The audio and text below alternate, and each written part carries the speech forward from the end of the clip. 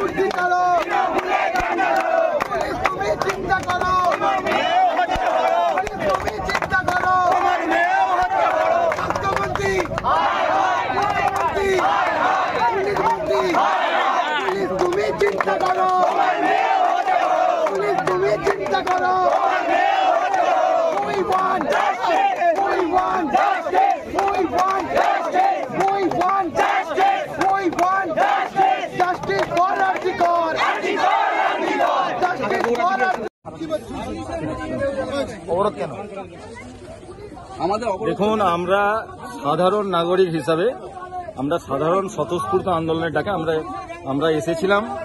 আমরা যে আমাদের বাড়িতে যারা আমাদের বোনেরা আছেন, দিদিরা আছেন, যে ছাত্রছাত্রীরা আছেন, আমরা আপনারা বলুন তো কি ভরসাতে কলকাতায় পাঠাবো?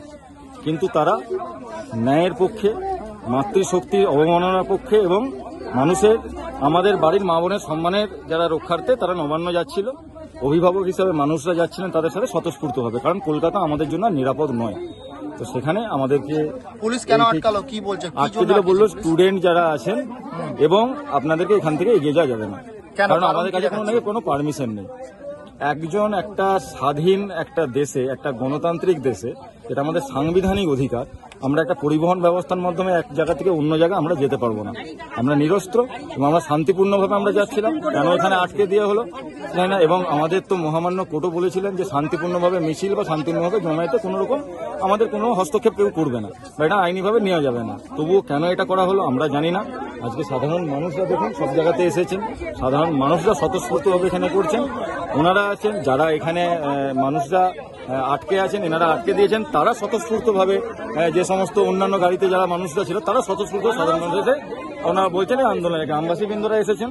এবং সেই জন্য আমরা জানতে চাই কি ধরনের গণতন্ত্র এটা চলছে বাংলায়, যে যেখানে মানুষ এক প্রান্ত থেকে অন্য প্রান্তে যেতে দেবে না। এটা এই গণতন্ত্রকে আমি ধিক্কার জানাচ্ছি এমন ব্যবস্থাকে। এই ব্যবস্থা বাংলার মানুষ আপনারা দেখুন যে কাকে মসনদে বসিয়ে রেখেছেন। এই লজ্জা সবার। আমরা একটা কি আমার বোনের বিচার চাই, সেই বিচার, আমার বোনের বিচার চাই, আমার বোনের বিচার চাই। আপনার নাম? কমলা শঙ্কর।